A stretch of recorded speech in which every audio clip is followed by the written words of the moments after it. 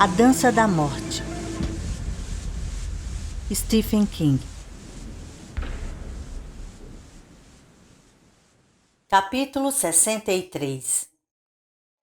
No final da tarde de 10 de setembro, Ginny brincava no pequeno parque da cidade que fica logo ao norte do distrito de hotéis e cassinos de Las Vegas. Sua mãe, naquela semana, Angelina Rushfield, estava sentada no banco do parque, conversando com uma jovem que aparecera na cidade 5 semanas antes, uns 10 dias depois da própria Andy. Andy Rushfield tinha 27 anos.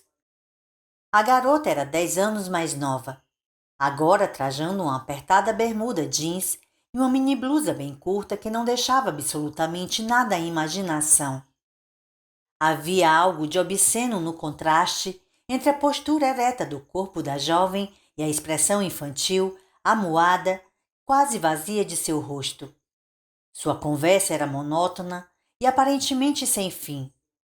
Astros do rock, sexo, seu trabalho sujo, limpando protetores de armamento em Indian Springs, sexo, seu anel de brilhante, sexo, os programas de TV de que sentia tanta falta e sexo. Andy ansiava porque ela fosse fazer sexo com alguém e a deixasse em paz. Também desejava que Ginny tivesse pelo menos 30 anos antes que lhe coubesse aquela garota como mãe substituta. Nesse momento, Ginny ergueu os olhos, sorriu e gritou: "Tom! Ei, Tom!" No outro lado do parque, um homenzarrão de cabelos louros cor de palha vinha caminhando, batendo com uma grande marmita contra sua perna. "Poxa, o cara parece que está de porre", comentou a jovem com Andy. Esta sorriu. "Não, aquele é Tom. Ele apenas..." Ginny, porém, já corria, gritando a plenos pulmões: "Tom, espere, Tom!" Tom se virou, sorrindo. "Ginny! Ei, ei!" Ginny saltou para Tom, que pousou sua marmita e o abraçou. Girou-o em torno de si. "Faz avião comigo, Tom. Faz avião." Tom agarrou Ginny pelos pulsos e começou a girá-lo, cada vez mais depressa. A força centrífuga ergueu o corpo do garotinho até suas pernas ficarem paralelas ao solo. Ele ria de empolgação. Após 2 ou 3 rodadas, Tom o colocou suavemente de pé no chão. Ginny cambaleou alguns passos, rindo e tentando recuperar o equilíbrio. "Faz outra vez, Tom. Faz outra vez." "Não, você vomita se eu fizer. E Tom precisa ir para casa. Minha nossa, precisa mesmo." "Tá bem, Tom. Até logo." Andy comentou: "Acho que Ginny gosta de Lloyd Harrington e Tom Cullen mais do que de qualquer outra pessoa na cidade. Tom não é muito bom da cabeça, mas..." Andy olhou para sua companheira e interrompeu-se. A jovem observava Tom, os olhos estreitados, pensativa. "Ele chegou aqui com outro homem?" perguntou ela. "Quem? Tom?" "Não, chegou sozinho. Há coisa de 1 semana e meia. Estava com aquelas outras pessoas lá na tal Zona Franca, mas elas os expulsaram. Prejuízo deles, lucro nosso, é o que acho." "Então ele não chegou com um mudinho? Um cara surdo-mudo?" "Surdo-mudo? Não, ele chegou sozinho. Ginny adora ele." A jovem ficou observando Tom até ele desaparecer. Pensou no frasco de Pepto-Bismol. Pensou em um bilhete garatujado, dizendo: "Não precisamos de você." Tinha sido lá no Kansas, 1000 anos atrás. Ela havia atirado neles. Desejava tê-los matado, principalmente o mudinho. "Julie, você está bem?" Julie Lowry não respondeu. Continuava a olhar para o ponto em que Tom Cullen desaparecera. Em um instante, começou a sorrir. Capítulo 64. O homem moribundo abriu o caderno de notas de capa impermeável, retirou a tampa da caneta, fez uma pausa e começou a escrever. Era estranho. Onde uma vez a caneta correra fluida sobre o papel, parecendo cobrir cada folha de alto a baixo por um processo de benigna magia, as palavras agora dançavam e se atropelavam. As letras saíam grandes e deformadas, como se ele estivesse retrocedendo aos dias do curso primário em sua máquina do tempo particular. Naquela época, seus pais ainda tinham alguma sobra de amor para lhe dar. Amy ainda não desabrochara e nem ficara decidido seu futuro como garoto gordo de Angankit e possível homossexual. Podia se lembrar de estar sentado à mesa da cozinha banhada de sol, copiando lentamente um dos livros de Tom Swift, palavra por palavra, em um bloco Blue Rose, folha de papel jornal e linhas azuis, tendo uma Coca-Cola ao seu lado. Podia ouvir as palavras de sua mãe chegando até ele da sala de estar. Às vezes ela falava ao telefone, outras vezes com algum vizinho. É só gordura infantil, assim diz o doutor. Não há nada de errado com suas glândulas, graças a Deus. E ele é tão inteligente. Vendo as palavras crescerem, letra por letra. Vendo as frases crescerem, palavra por palavra. Vendo os parágrafos crescerem, cada um deles um tijolo nas paredes do imenso bastião que era a linguagem. Vai ser minha maior invenção, dizia Tom vigorosamente. Vejam o que acontece quando eu puxo a chapa, mas pelo amor de Deus, não esqueçam de proteger os olhos. Os tijolos da linguagem, uma pedra, uma folha, uma porta não encontrada, palavras, mundos, magia, vida e imortalidade, poder. Não sei a quem ele puxou, Rita. Talvez seja ao avô. Era ministro ordenado e dizem que pregava sermões maravilhosos. Vendo as letras melhorarem conforme o tempo passava, observando-as se ligarem uma à outra, a cópia deixada para trás, agora escrevendo. Pensamentos e tramas reunidos. Assim era o mundo inteiro. Afinal, nada senão pensamentos e tramas. Ele ganhara finalmente uma máquina de escrever, e à época não restava muito para ele. Amy estava no ginásio. National Honor Society, chefe de torcida, clube de teatro, sociedade de debates, notas A, aparelhos de ortodontia. E sua melhor amiga era Franny Goldsmith. E seu irmão, com uma gordura infantil, ainda não deslanchara. Embora estivesse com 13 anos e tivesse passado a usar palavras difíceis como autodefesa, e com o horror lentamente em floração, ele tinha começado a perceber o que era a vida, o que era realmente. Um grande caldeirão de pagãos, sendo ele o missionário solitário dentro dele, cozinhando em fogo lento. A máquina de escrever revelou o resto disso para ele. Seu progresso, a princípio, foi lento, muito lento, e os erros constantes o frustravam profundamente. Era como se a máquina estivesse ativamente, mais ardilosamente, opondo-se à sua vontade.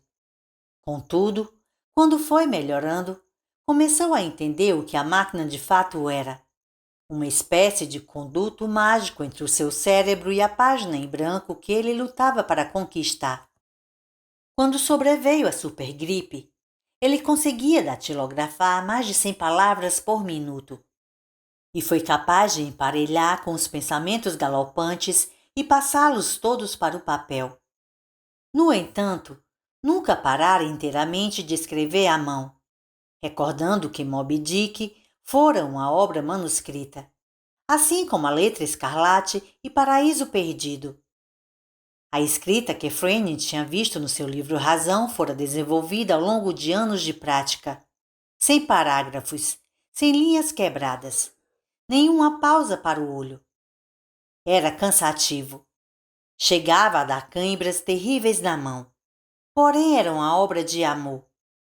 Ele usara a máquina de escrever prazerosamente e agradecidamente, mas achava que sempre guardara o melhor de si para a escrita à mão. E agora transcreveria o seu próprio fim dessa mesma maneira. Ergueu os olhos e viu abutres voando lentamente em círculos no céu, como algo em um filme de matinê de sábado com Randolph Scott, ou em uma novela de Max Brand. Ele pensou nisso, escrito em uma novela. Harold viu os abutres circulando no céu, à espera. Olhou calmamente para eles por um momento. Depois voltou a se debruçar sobre seu diário. Ele tornou a seu diário. No fim, ele se vira forçado a retornar às letras irregulares que tinha sido o melhor que seu vacilante controle motor pudera produzir no princípio. Recordou dolorosamente a cozinha ensolarada, a coca gelada, o velho e bolorento livro de Tom Swift. E agora finalmente ele pensou, e escreveu, que poderia ter sido capaz de tornar seu pai e sua mãe felizes. Havia perdido sua gordura infantil. E embora ainda fosse tecnicamente virgem, estava moralmente seguro de não ser um homossexual. Abriu a boca e grasnou. É o topo do mundo, mãe. Estava na metade da página. Olhou para o que havia escrito, depois olhou para sua perna, que estava torcida e fraturada. Fraturada? Era uma palavra muito branda. Ela estava estraçalhada. Fazia agora 5 dias que estivera sentado à sombra daquela rocha. O resto de seu alimento terminara. Teria morrido de sede na véspera ou antes se não fossem 2 fortes aguaceiros. Sua perna estava apodrecendo. Exalava um cheiro pútrido, gasoso, e a carne inchara a coxa que se apertava contra a calça, retesando o tecido caque até assemelhar-se a um envoltório de salsicha. Há muito que Nadine se fora. Harold pegou o revólver que tinha ao seu lado e verificou a carga. Já fizera isso umas 100 vezes só naquele dia. Durante as tempestades, tomara o cuidado de manter a arma seca. Ainda havia 3 balas. Ele disparara as 2 primeiras contra Nadine, quando ela olhara para baixo e dissera que ia embora sem ele. Estavam fazendo uma curva fechada. Nadine no lado de dentro, Harold no de fora, montado em sua moto Triumph. Encontravam-se no declive ocidental do Colorado, a uns 110 quilômetros da divisa com o Utah. Havia uma mancha de óleo na parte externa da curva, e desde aquele dia Harold meditara bastante sobre a mancha de óleo. Parecia quase perfeita demais. Mancha de óleo de quê? Claro que nenhum veículo passara por ali nos últimos 2 meses. Era tempo de sobra para a viscosidade secar. Era como se o olho vermelho dele tivesse ficado os observando, esperando o momento oportuno para produzir uma mancha de óleo que tirasse Harold de circulação. Harold acompanharia Nadine no trajeto através das montanhas para o caso de acontecer algum problema. Mas depois seria carta fora do baralho. Ele já tinha, como se diz, servido a sua finalidade. A Triumph deslizara de encontro ao guardrail, arremessando Harold por sobre a lateral, como um inseto. Sentiu uma dor lacinante na sua perna direita. Chegou a ouvir o estalo do osso se quebrando. Gritou. Então o impensável veio ao seu encontro. O impensável de se ver caindo, em um ângulo inclinado e perigoso, abismo abaixo.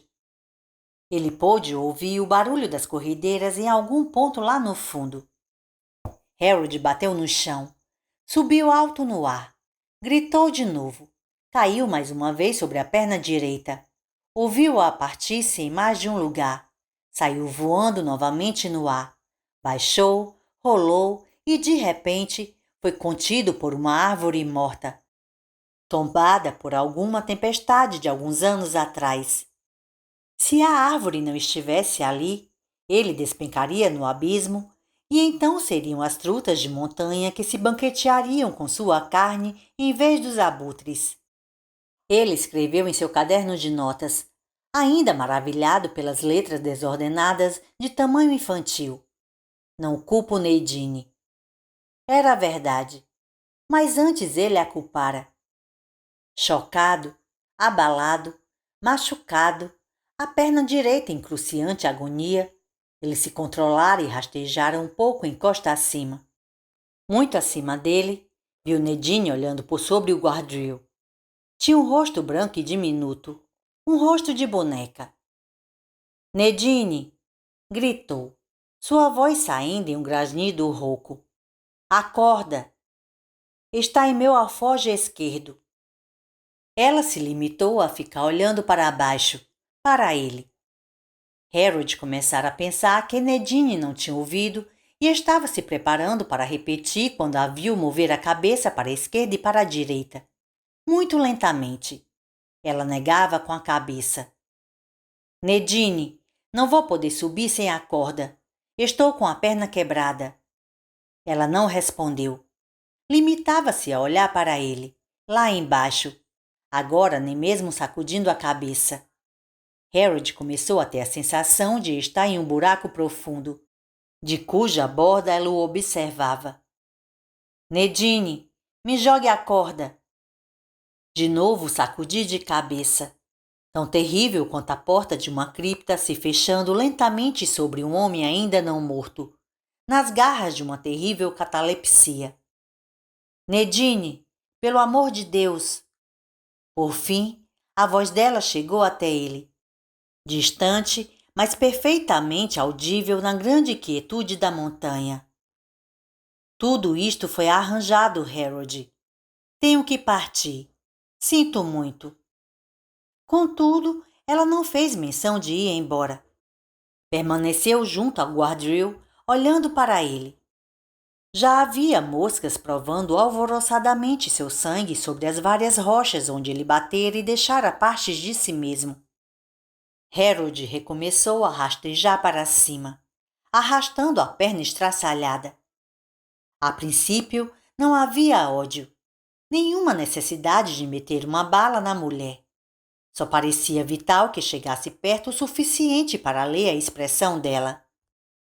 Passava um pouco do meio-dia. Estava quente. O suor escorria do rosto dele e caía nas rochas e seixos agudos que ia escalando.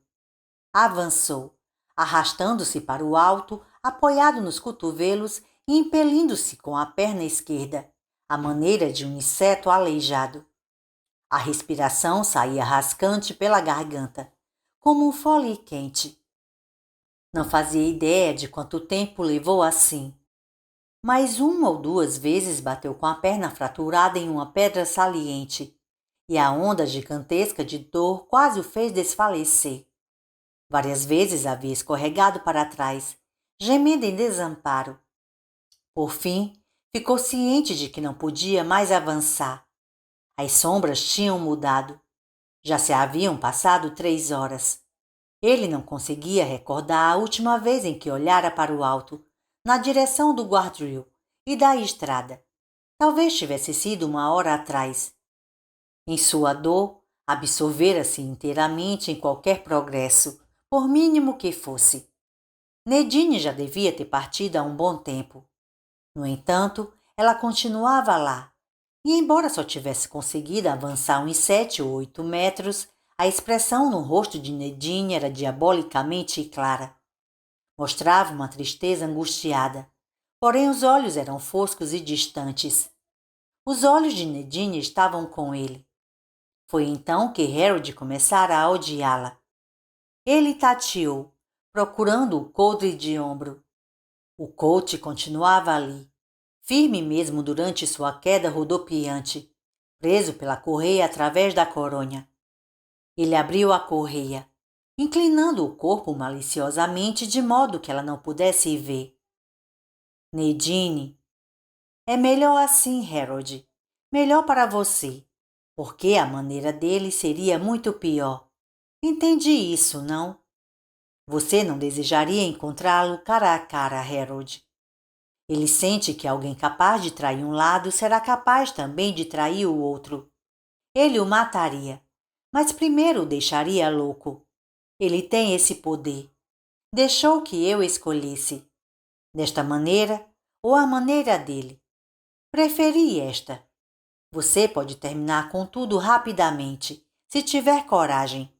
Sabe o que quero dizer?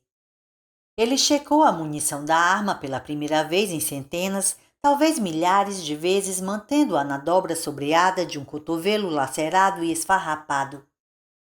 E quanto a você? Gritou ele. Não foi uma traidora também?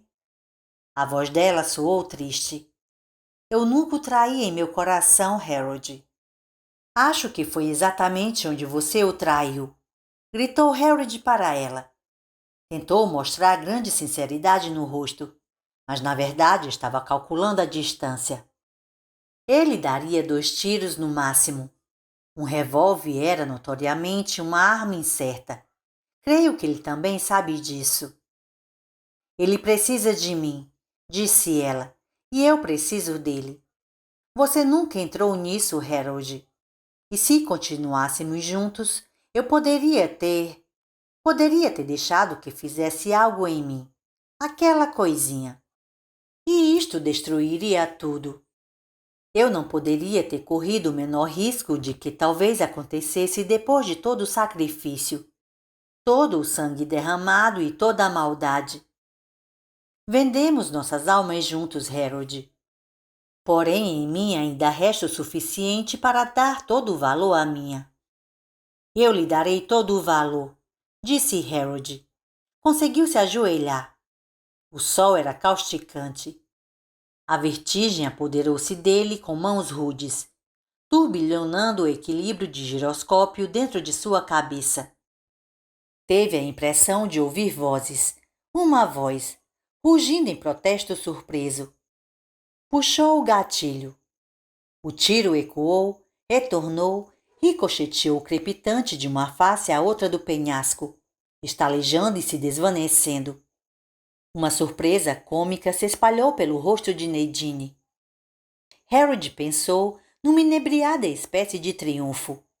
Ela não sabia que eu tinha isto comigo. A boca de Nadine pendeu aberta num chocado e perfeito círculo. Seus olhos estavam dilatados. Os dedos de suas mãos retesaram-se e se ergueram, como se estivesse a ponto de tocar alguma melodia anormal em um piano. Foi um momento tão doce que ele perdeu 1 ou 2 segundos saboreando, sem perceber que errara o alvo.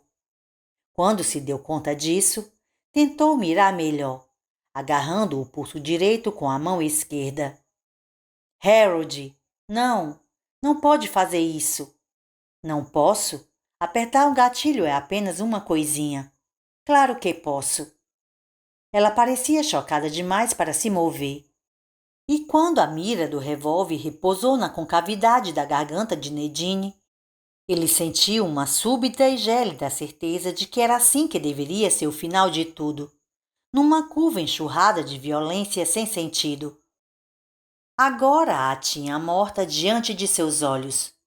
No entanto, ao começar a apertar o gatilho, 2 coisas aconteceram. O suor escorreu para seus olhos, duplicando sua visão, e ele começou a escorregar.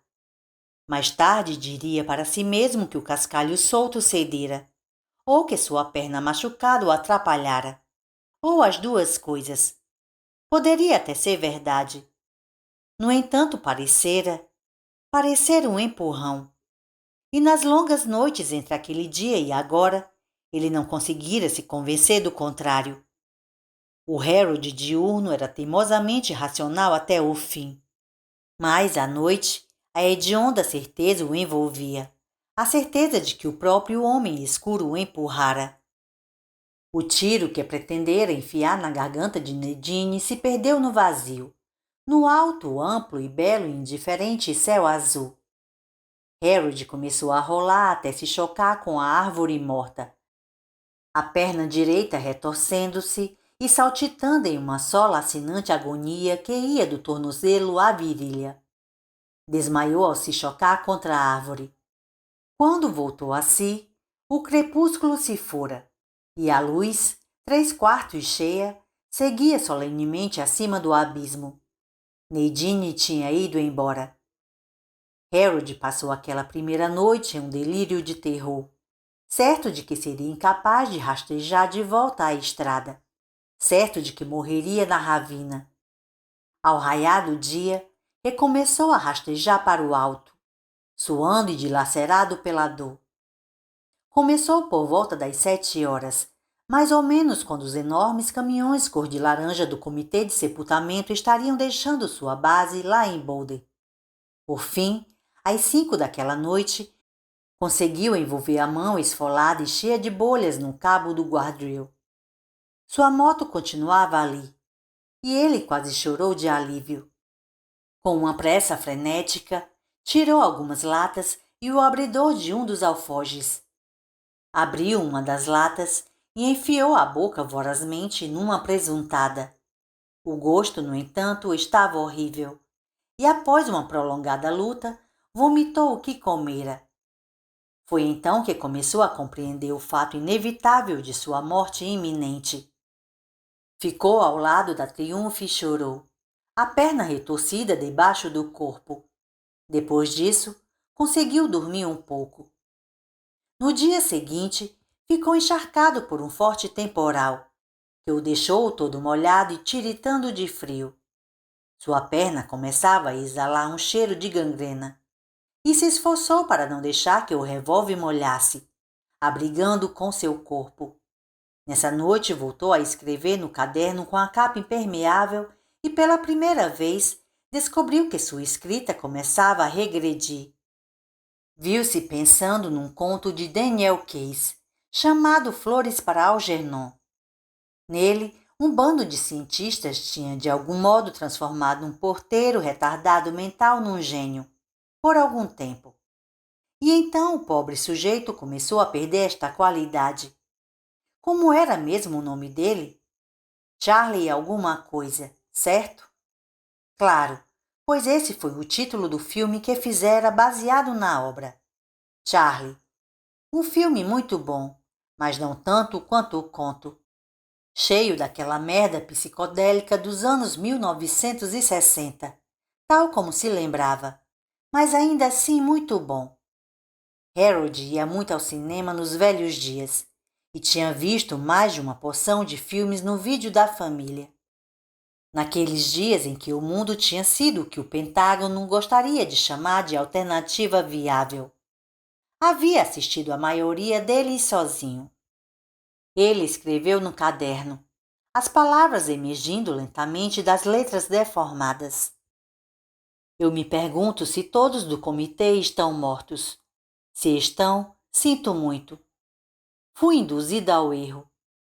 Trata-se de uma pobre desculpa para meus atos, mas juro, por tudo quanto conheço, que é a única justificativa que importa. O homem escuro é tão real quanto a própria supergripe, tão real quanto as bombas atômicas que ainda repousam em algum lugar, em seus compartimentos forrados de chumbo. E, quando chegar ao fim, quando este for tão terrível como os homens de bem sempre souberam que seria, só há uma coisa a dizer quando todos aqueles homens de bem virem-se diante do trono do julgamento. Fui induzida ao erro. Harold releu o que havia escrito e passou a mão fina e trêmula sobre a testa. Não era uma boa desculpa. Era péssima. Por mais que quisesse dourá-la, ainda cheirava mal. Alguém que lesse aquele parágrafo após ter lido seu livro Razão, sem dúvida o consideraria um tremendo hipócrita. Ele vira a si mesmo como o rei da anarquia. Porém, o homem escuro conhecia suas intenções e o reduzira facilmente a um trêmulo saco de ossos agonizando penosamente à beira da estrada. Sua perna tinha inchado como uma câmara de ar. Fedia como banana podre. E ele, sentado ali com os abutres voando e mergulhando nas correntes termais acima dele, tentando racionalizar o indizível. Caíra vítima de sua própria adolescência sofrida. Tão simples assim.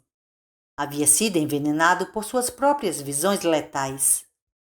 Agonizante, ele teve a sensação de que adquirira alguma lucidez e talvez até mesmo uma certa dignidade. Não queria macular isto com desculpas esfarrapadas que saltassem da página manquejando em muletas. Eu poderia ter sido alguém em Boulder, disse baixinho, e a simples e terrível verdade teria causado lágrimas se ele não estivesse tão cansado, tão desidratado. Olhou para as letras garatujadas na página, depois para o coach. De repente, desejou que tudo acabasse e pensou numa maneira de pôr fim à vida da forma mais verdadeira que pudesse. Isso lhe pareceu mais necessário do que escrevê-lo e deixá-lo para quem quer que o encontrasse em 1 ano ou 10. Pegou a caneta, pensou e escreveu. Peço desculpas pelas coisas destrutivas que fiz, porém não nego que as fiz por espontânea vontade. Em meus trabalhos escolares, assinei meu nome como Harold Emery Lauder. Assinei meus manuscritos, coisas deploráveis, da mesma forma. Que Deus me ajude. Um dia eu escrevi no teto de um celeiro com letras de 1 metro de altura. Quero assinar isto com o nome que me deram em Boulder. Não poderia aceitá-lo à ocasião, mas agora o aceito de bom grado. Vou morrer em perfeito estado de lucidez. Escrevendo caprichadamente no final, ele colocou sua assinatura. Falcão. Enfiou o caderno no alforje de sua moto Triumph. Pôs a tampa na caneta e guardou no bolso, fixada pelo prendedor. Enfiou o cano do coach na boca e contemplou o céu azul. Pensou num jogo que disputavam no seu tempo de criança. Um jogo no qual sempre implicavam com ele porque não conseguia ir até o fim. Havia uma cascalheira em uma das estradas vicinais e o garoto tinha que saltar da borda, despencando de uma altura assustadora antes de bater na areia, rolar sobre o corpo para finalmente sair dali e repetir todo o processo. Todos, exceto o Harold. Ele permanecia na borda e contava. 1, 2, 3, tal como os outros. Porém, o talismã nunca funcionava. Suas pernas permaneciam trancadas. Ele não conseguia se impelir a pular. E os outros às vezes o perseguiam até sua casa, gritando para ele, chamando-o de Harold Maricas. Ele pensou, se eu pudesse ter me esforçado a pular uma vez, só uma vez, talvez não estivesse aqui. Bem, a última vez vale por todas. Pensou. 1, 2, 3. Ele puxou o gatilho. A arma disparou. Harold saltou.